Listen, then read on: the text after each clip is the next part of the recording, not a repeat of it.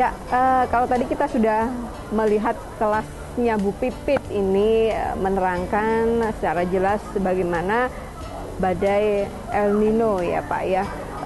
Dan sebenarnya apa yang menjadi permasalahan ini Pak di Indonesia? Padahal kalau tadi diterangkan bahwa El Nino ini sendiri merupakan siklus tahunan, dia terjadi 3-5 tahun. Pemanasan permukaan lautan di Pasifik yang berdampak akan memperpanjang musim kemarau di Indonesia.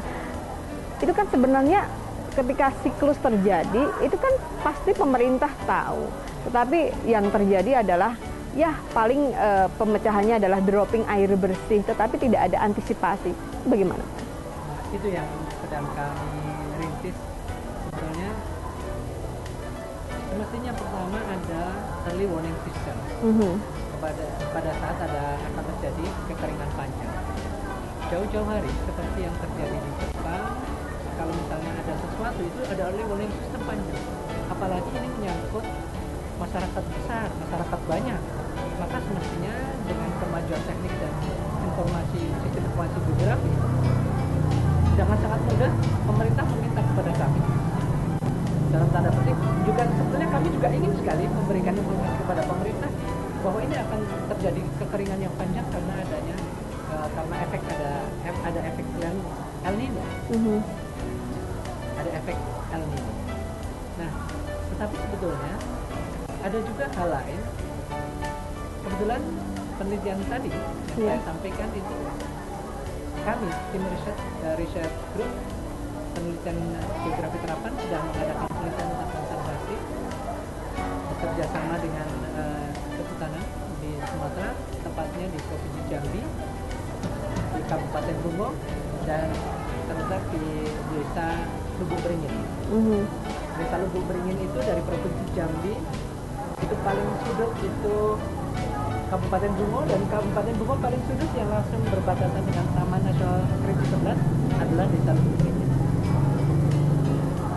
Pada awalnya di Desa Lubuk Beringin itu hanya ada satu ide, masyarakat ingin mengkonservasi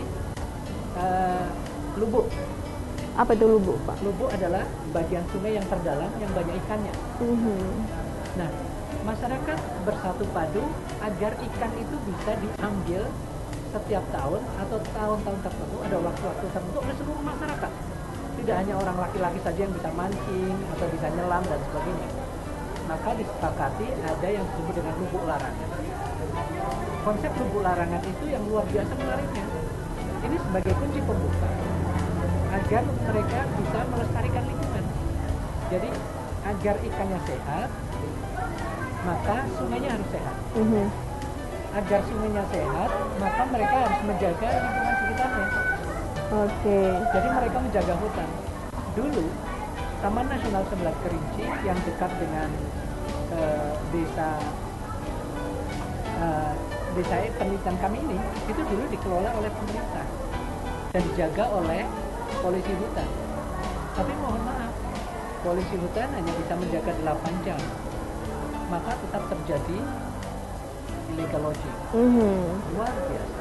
Itu kemudian tadi dikatakan ada konservasi yang sebenarnya dilakukan oleh masyarakat sendiri, ada semacam larangan adat ya yang kemudian dipatuhi oleh masyarakat. Nah, sebelum nanti kita akan melihat seperti apa hasil penelitian Bapak Gamal ini, kita melihat kondisi dulu di Indonesia.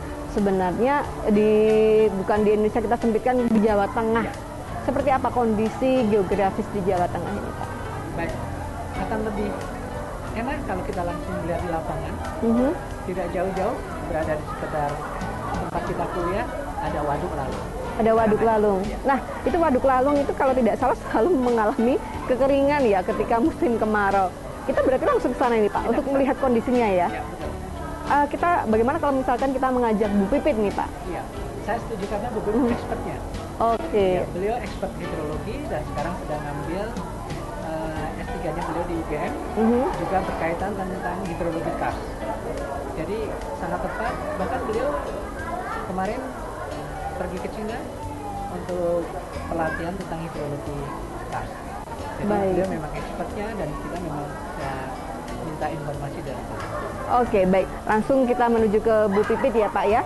Dan sahabat kampus jangan kemana-mana. Setelah ini kita akan mengetahui seperti apa kondisi kekeringan di Waduk Lalung dan kira-kira bagaimana solusi yang harus juga dilakukan supaya tahun depan ketika musim kemarau datang tidak lagi terjadi kekeringan. Tentu saja solusi ini nanti ditawarkan sedemikian detail oleh Prodi Pendidikan Geografi. Jangan kemana-mana, setelah pariwara berikut kami akan segera kembali.